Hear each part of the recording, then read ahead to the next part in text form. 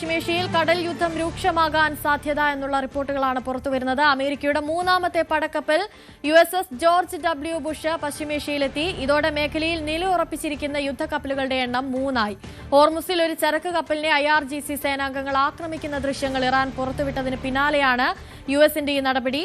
അതേസമയം ഇറാനുമായി കരാറുണ്ടാക്കുന്നതിൽ തനിക്ക് യാതൊരു സമ്മർദ്ദവുമില്ലെന്ന് പറഞ്ഞ ട്രംപ് ശത്രുക്കൾക്ക് മുന്നിൽ സമയം കുറവാണെന്ന് വ്യക്തമാക്കി. I took the country out militarily in the first 4 weeks. I took it out militarily. Now all we're doing is sitting back and seeing what deal.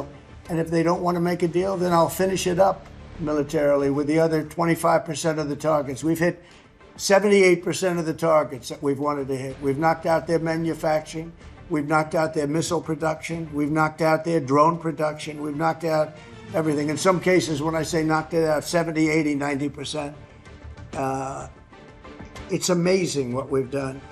So I've done that within that period of time that I mentioned, but I don't want to rush myself, because every story says, oh, Trump is under time pressure. I'm not, no. You know who's under time pressure? They are. ഇതിനിടെ ഇസ്രയേലും ലബനനും തമ്മിലെ വെടിനിർത്തൽ 3 ആഴ്ചത്തേക്ക് നീട്ടി. ഇരു രാജ്യങ്ങളുടെയും പ്രതിനിധികൾ ഇന്നലെ white ഹൌസിൽ കൂടിക്കാഴ്ച നടത്തിയിരുന്നു.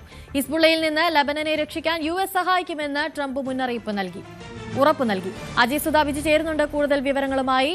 അജയ്, ഇപ്പോഴിതാ ഹോർമുസിൽ USന്റെ യുദ്ധക്കപ്പലുകൾ 3 ആയിരിക്കുന്നു. തുടക്കത്തിൽ അത് 2 ആയിരുന്നു, ഇപ്പോൾ അത് 3 വർദ്ധിച്ചിരിക്കുന്നു.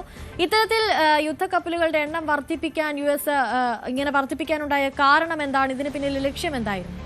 അനുശ്രീ, ഇന്നലെ ഒരു വീഡിയോ പുറത്തു വന്നിരുന്നു. അതിൽ IRGCയുടെ സേനാംഗങ്ങൾ ഹോർമുസ് കടലിടുക്കിൽ ഒരു കപ്പൽ പിടിച്ചെടുക്കുന്ന ദൃശ്യങ്ങളായിരുന്നു ഉണ്ടായിരുന്നത്. ഇറാന്റെ നാഷണൽ ടെലിവിഷൻ തന്നെയാണ് ഇത്തരമൊരു ദൃശ്യങ്ങൾ അത് പുറത്തുവിട്ടത്. ഇതിലൂടെ ഇറാൻ ഉദ്ദേശിച്ചത് ഹോർമുസ് കടലിടുക്കിന്റെ നിയന്ത്രണം ഇപ്പോഴും പൂർണ്ണമായിട്ടും IRGCക്കും അതുപോലെ തന്നെ ഇറാന്റെ നാഷണൽ സെക്യൂരിറ്റി കൗൺസിലിനുമാണ് എന്നുള്ള ഒരു സന്ദേശം തന്നെയാണ് ഇതിലൂടെ ഇറാൻ നൽകിയത്. അപ്പോൾ ഈ കപ്പലിനെ പിടിച്ചെടുക്കുന്ന ദൃശ്യങ്ങൾ ഇത് വെറുതെ അങ്ങ് പിടിച്ചെടുക്കുക മാത്രമായിരുന്നില്ല. ഇറാന്റെ ചെറു ബോട്ടുകൾ ഉപയോഗിച്ചുകൊണ്ടാണ് ഈ സേനാംഗങ്ങൾ ഈ കപ്പൽ പിടിച്ചെടുത്തത്. അതും IRGCയുടെ സൈനികർ മുഖം മൂടി അണിഞ്ഞുകൊണ്ടാണ് ഈ കപ്പലിലേക്ക് കയറിയതും അതുപോലെ തോക്ക് ചൂണ്ടി ഇവിടെ ഉദ്യോഗസ്ഥരെ ഭീഷണിപ്പെടുത്തിയതും. ഇതിന്റെ വളരെ ഭയപ്പെടുത്തുന്ന ഒരു ദൃശ്യങ്ങൾ തന്നെയായിരുന്നു. ട്രംപ് ഇതിനു മുൻപേ അവകാശപ്പെട്ടിരുന്നത് ഇറാന്റെ ഏതാണ്ട് 150ഓളം കപ്പലുകളെ തങ്ങൾ കടലിൽ മുക്കി എന്നുള്ളതാണ്. പക്ഷേ ഇറാൻ ഈ ഒരു വീഡിയോ പുറത്തുവിട്ടതിലൂടെ ഉദ്ദേശിച്ചത് തങ്ങൾക്ക് കപ്പലുകളൊന്നും വേണ്ട, ഇത്തരത്തിലുള്ള ചെറു ബോട്ടുകൾ മാത്രം മതി ഹോർമുസിന്റെ നിയന്ത്രണം ഉറപ്പാക്കാനെന്നാണ്. മാത്രമല്ല ഇറാന്റെ ഒരു റിപ്പോർട്ടും ഉണ്ടായിരുന്നു. അതായത് ഈ അമേരിക്കൻ ഉപരോധം നിലനിൽക്കുന്ന സാഹചര്യത്തിൽ പോലും തങ്ങളുടേതായിട്ടുള്ള 34 ടാങ്കറുകൾ ഹോർമുസ് കടലിടുക്ക് ക്രോസ് ചെയ്തതായിട്ട്. അപ്പോൾ ഇങ്ങനെ ഹോർമുസ് കടലിടുക്ക് ഇപ്പോഴും ഇറാന്റെ നിയന്ത്രണത്തിലാണെന്ന് തെളിയിക്കാൻ വേണ്ടി പല കാര്യങ്ങളും അവർ ചെയ്തുകൊണ്ടിരിക്കുകയായിരുന്നു. അപ്പോൾ മേഖലയിൽ തങ്ങളുടെ സാന്നിധ്യം അതിനേക്കാൾ കടുത്തതാണ്. ഇപ്പോഴും ഹോർമുസ് കടലിടുക്ക് അമേരിക്കയാണ് നിയന്ത്രിക്കുന്നത്. ഹോർമുസിൽ അമേരിക്ക നടപ്പിലാക്കിക്കൊണ്ടിരിക്കുന്ന ഉപരോധം അത് പൂർണ്ണ വിജയമാണെന്ന് കാണിക്കാൻ വേണ്ടിയിട്ടുള്ള പുതിയ ഒരു തന്ത്രമാണ് അമേരിക്കയുടെ ഈ പുതിയ യുദ്ധക്കപ്പൽ പശ്ചിമേഷ്യയിലേക്ക് എത്തിയത്. USS George W. ബുഷ് എന്ന് പറയുന്ന പുതിയ യുദ്ധക്കപ്പലാണ് നിലവിൽ പശ്ചിമേഷ്യയിലേക്ക് എത്തിയത്. നേരത്തെ തന്നെ 2 യുദ്ധക്കപ്പലുകൾ മേഖലയിൽ സ്ഥിതി ചെയ്യുന്നുണ്ടായിരുന്നു. USS Gerald R. ഫോർഡ് എന്ന് പറയുന്ന കപ്പലുണ്ടായിരുന്നു. ഇത് ചെങ്കടലിലായിരുന്നു നിലവിൽ പെട്രോളിംഗ് നടത്തിക്കൊണ്ടിരുന്നത്. അതുപോലെ ആദ്യം തന്നെ പശ്ചിമേഷ്യയിൽ എത്തിയിട്ടുള്ള USS എബ്രഹാം ലിങ്കൺ എന്ന് പറയുന്ന യുദ്ധക്കപ്പൽ, ഇതും പശ്ചിമേഷ്യയിലുള്ള മറ്റ് പ്രദേശങ്ങളിൽ പെട്രോളിംഗ് നടത്തിക്കൊണ്ടിരിക്കുകയാണ്. ഇവയ്ക്ക് 2നും പുറമെയാണ് 3ാമതൊരു യുദ്ധക്കപ്പൽ കൂടി പശ്ചിമേഷ്യയിൽ എത്തിയത്. അപ്പോൾ ഇതുവഴി USന്റെ ഒരു സാന്നിധ്യം അത് കൂടുതൽ സജീവമാക്കുക, ഹോർമുസിന്റെ നിയന്ത്രണം അത് കൂടുതൽ ഊട്ടിയുറപ്പിക്കുക, ഇങ്ങനെ ഒരു ലക്ഷ്യമാണ് തീർച്ചയായിട്ടും ട്രംപിനും അതുപോലെ തന്നെ USന്റെ അധികാരികൾക്കുമുള്ളത്. മാത്രമല്ല ഈ യുദ്ധക്കപ്പലുകൾ മാത്രമല്ല, നിരവധി വിമാനങ്ങൾ, അതുപോലെ ഡ്രോണുകൾ, ബോംബറുകൾ ഇവയെല്ലാം പശ്ചിമേഷ്യയിൽ ഇതിനോടകം തന്നെ വിന്യസിച്ച് കഴിഞ്ഞതായിട്ടാണ് ട്രംപ് അവകാശപ്പെടുന്നത്. അതുമാത്രമല്ല USന്റെ സെൻട്രൽ കമാൻഡ് അവർ നിരവധി പെട്രോളിംഗ് വീഡിയോകളും ഹെലികോപ്റ്ററുകൾ ഉപയോഗിച്ചുകൊണ്ട് മറ്റ് കണ്ടെയ്നർ കപ്പലുകൾക്ക് നേരെ, പ്രത്യേകിച്ച് ഇറാനിയൻ ബന്ധമുള്ള കണ്ടെയ്നർ ഷിപ്പുകൾക്ക് നേരെ തോക്ക് ചൂണ്ടുന്ന ഉൾപ്പെടെയുള്ള ദൃശ്യങ്ങൾ അവർ പങ്കുവച്ചിരുന്നു. അപ്പോൾ ഇത്തരത്തിൽ ഹോർമുസിലെ സാന്നിധ്യം അത് US-ന്റെ കയ്യിലാണെന്ന് ലോകത്തെ അറിയിക്കുക. IRGC ഒരു വീഡിയോ പുറത്തുവിട്ടുകൊണ്ട് ഇറാന്റെ നിയന്ത്രണത്തിലാണ് ഹോർമുസ് എന്ന് അറിയിക്കുമ്പോൾ അതിന് മറുപടിയായിട്ട് അമേരിക്ക ലോകത്തിനെ അറിയിക്കാൻ ഉദ്ദേശിക്കുന്ന സന്ദേശം തീർച്ചയായിട്ടും ഇപ്പോൾ പുതുതായിട്ടുള്ള ജോർജ് W. ബുഷ് എന്ന് പറയുന്ന യുദ്ധക്കപ്പലിനെ വിന്യസിച്ചുകൊണ്ടുള്ള ഒരു മറുപടി തന്നെയാണ്. മാത്രമല്ല ട്രംപ് ഈ ഹോർമുസ് കടലിടുക്കിൽ ഇറാൻ എന്തെങ്കിലും തരത്തിലുള്ള സീ മൈനുകൾ വിന്യസിക്കാൻ ശ്രമിച്ചാൽ അത്തരം ബോട്ടുകളെയോ കപ്പലുകളെയോ തകർത്ത് കളയണമെന്നുള്ള ഒരു മുന്നറിയിപ്പ് കൂടി ഇപ്പോൾ സൈന്യത്തിന് പുറപ്പെടുവിച്ചിരിക്കുകയാണ്. ഇത്തരത്തിൽ ഹോർമുസിനെ സംബന്ധിച്ചുള്ള വടംവലികൾ അത് ഇറാനും അമേരിക്കയും തമ്മിൽ കുറച്ചുകൂടി രൂക്ഷമായിരിക്കുന്നത് നമുക്കിവിടെ കാണാൻ കഴിയും. അജയ്, അതുപോലെ തന്നെ ഈ ട്രംപ് പറയുന്നത് ഇറാന് മുന്നിലാണ് ഈ സമാധാന കരാർ ഉണ്ടാക്കാനുള്ള സമയമില്ലാത്തത്, ശത്രു രാജ്യത്തിനാണ് സമയമില്ലാത്തത് എന്ന് ട്രംപ് പറയുന്നുണ്ട്. അതുപോലെ തന്നെ ഈ ഒരു പരാമർശത്തിൽ ട്രംപ് പറഞ്ഞു വെക്കുന്നത് ഇനി US-ന് മുന്നിൽ ഒന്നും നോക്കാനില്ല, അതിനി ഒരു യുദ്ധമാണെങ്കിൽ, കൂടുതൽ യുദ്ധത്തിലേക്ക് കടക്കാനാണെങ്കിൽ പോലും അതിന് US തയ്യാറാണെന്ന് കൂടി ട്രംപ് അതിലൂടെ പറഞ്ഞു വെക്കുന്നുണ്ട്. അതായത് ഈ കരാർ ഇപ്പോൾ ഏത് രീതിയിൽ പുരോഗമിക്കുകയാണ്, കരാറിനായുള്ള ചർച്ചകൾ ഇപ്പോൾ ഏത് രീതിയിലാണ് പുരോഗമിക്കുന്നത്? അനുശ്രീ, ഈ കരാറിന്റെ ചർച്ചയുമായി ബന്ധപ്പെട്ട് അനിശ്ചിതത്വങ്ങൾ അത് തുടർന്നുകൊണ്ടിരിക്കുകയാണ്. കാരണം ഇറാൻ ഈ ചർച്ചയ്ക്ക് തയ്യാറാണെന്ന് ഒട്ടും തന്നെ അറിയിക്കാത്തൊരു നിലപാട് തന്നെയാണ്. അതായത് ഇപ്പോഴും US ഈ ഹോർമുസ് കടലെടുക്കൽ നടപ്പിലാക്കിക്കൊണ്ടിരിക്കുന്ന ഈ ഉപരോധം അതിൽ ഇറാൻ വളരെയധികം പ്രതിഷേധത്തിലാണ്. അതിൽ രൂക്ഷമായിട്ടുള്ള പ്രതികരണങ്ങൾ തന്നെ അവർ നടത്തിക്കൊണ്ടിരിക്കുന്നു. മാത്രമല്ല ട്രംപിൻ്റെതാണെങ്കിലും US അധികാരികളുടേതാണെങ്കിലും ഭീഷണിയുടെ ഭാഷ അത് ഇറാന് മുന്നിൽ ഇത്തരത്തിൽ നിരന്തരം വയ്ക്കുകയാണെങ്കിൽ ഒരിക്കലും ഈ ഭീഷണിയുടെ നിഴലിൽ ചർച്ചകൾ നടക്കില്ല എന്ന് തന്നെ ഇറാന്റെ അധികാരികൾ ഉറച്ചു പറയുന്നു. ഇറാന്റെ പാർലമെന്റ് സ്പീക്കറായിട്ടുള്ള മുഹമ്മദ് ബാഖർ ഗാലിബാഫ് തന്നെ കഴിഞ്ഞ ദിവസം വ്യക്തമാക്കിയത് ഇപ്പോൾ നിലവിൽ ഈ ഉപരോധങ്ങൾ തുടരുന്ന പശ്ചാത്തലത്തിൽ ഒരിക്കലും ചർച്ചയ്ക്ക് ഇറാൻ തയ്യാറാകില്ല എന്ന് തന്നെയാണ്.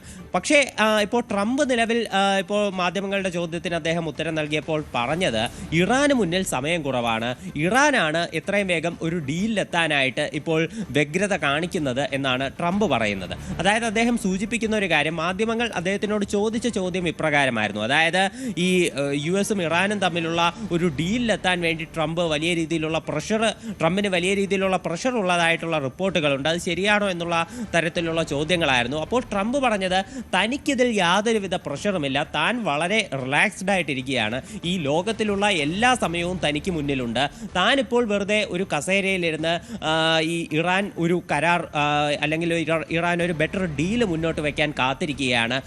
അത്തരത്തിൽ US-ന് മുന്നിൽ ഇപ്പോൾ യാതൊരുവിധ പ്രശ്നങ്ങളുമില്ല. പക്ഷേ ഞങ്ങളുടെ ശത്രുക്കൾക്ക് മുന്നിൽ, ഇറാന് മുന്നിൽ സമയം കുറവാണ്, അവർ എത്രയും വേഗം ഒരു കരാറിൽ എത്തിച്ചേരണം എന്നതാണ് ട്രംപ് പറയുന്നത്. അതുപോലെ തന്നെ അദ്ദേഹം അവകാശപ്പെടുന്ന മറ്റൊരു കാര്യം, ഇറാനിലുള്ള അടിസ്ഥാന സൗകര്യങ്ങൾ ഏതാണ്ട് 78% അമേരിക്ക നശിപ്പിച്ചു കഴിഞ്ഞു. അതുപോലെ ഇനി നശിപ്പിക്കാൻ കുറച്ച് മാത്രമേ അവരുടെ രാജ്യത്ത് ബാക്കിയുള്ളൂ. അതുപോലെ ഇനി ഇറാൻ ഒരു കരാറിൽ എത്തിച്ചേർന്നില്ലെങ്കിൽ US ഉടൻ തന്നെ അതായിരിക്കും അടുത്ത് ചെയ്യാൻ പോകുന്നത്. മാത്രമല്ല അവരുടെ നേതാക്കളെയും വകവരുത്തും എന്നുള്ള ഒരു മുന്നറിയിപ്പ് ട്രംപ് നൽകുന്നു. അതുപോലെ അദ്ദേഹം പറയുന്ന മറ്റൊരു കാര്യം, നമ്മൾ ഇപ്പോൾ ഒരു ഡീലിന് കാത്തിരിക്കുക മാത്രമാണ് ചെയ്യുന്നത്, അതേസമയം ഇറാനിൽ അണുബോംബിടും എന്നുള്ള തരത്തിലുള്ള ചില റിപ്പോർട്ടുകൾ ഉണ്ടായിരുന്നു. പക്ഷേ അതെല്ലാം ഇപ്പോൾ ട്രംപ് തള്ളിക്കളയുകയാണ്. ഇത്തരം റിപ്പോർട്ടുകൾ വരാനുണ്ടായ ഒരു കാരണം, മുൻപ് ട്രംപ് പുറത്തുവിട്ട ഒരു പോസ്റ്റിൽ അദ്ദേഹം പറഞ്ഞിരുന്നത് ഇറാനിലെ നാഗരികതയെ പൂർണ്ണമായിട്ടും നശിപ്പിക്കും എന്നുള്ള ഒരു ഭീഷണി ട്രംപ് മുൻപൊരു പോസ്റ്റിൽ നടത്തിയിരുന്നു. അതുപോലെ ഇറാനെ ശിലായുഗത്തിന് സമാനമായിട്ടുള്ള തരത്തിലേക്ക് എത്തിക്കുമെന്നും ട്രംപ് പറഞ്ഞു. അപ്പോൾ ഈ ഒരു ഭീഷണി, അതിലുള്ള ഒരു വിശദീകരണം തന്നെയാണ് മാധ്യമങ്ങൾ ട്രംപിനോട് തേടിയത്. പക്ഷേ ട്രംപ് പറഞ്ഞത് ഇറാനിൽ ആണവായുധം പ്രയോഗിക്കാൻ തങ്ങൾ ഉദ്ദേശിക്കുന്നില്ല എന്ന് തന്നെ അദ്ദേഹം തീർത്തു പറഞ്ഞു. പിന്നെ ട്രംപ് സൂചിപ്പിച്ച മറ്റൊരു കാര്യം എന്ന് പറയുന്നത് ഇറാനിലെ നേതാക്കൾക്കിടയിലുള്ള ചില പടലപ്പിണക്കങ്ങളാണ്. അത് അദ്ദേഹം ഇപ്പോൾ വീണ്ടും എടുത്ത് ഉന്നയിക്കുന്നുണ്ട്. ഇറാനിലുള്ള ചില നേതാക്കൾ നായയും അതുപോലെ പൂച്ചയും പോലെ പരസ്പരം കടിപിടി കൂടുകയാണ്, അവർക്കിടയിൽ ട്രംപിന്റെ മറ്റൊരു പരാമർശം എന്ന് പറയുന്ന അജയ് ഇപ്പോൾ പറഞ്ഞത് തന്നെയാണ് എനിക്ക് ചോദിക്കാനുള്ളത്.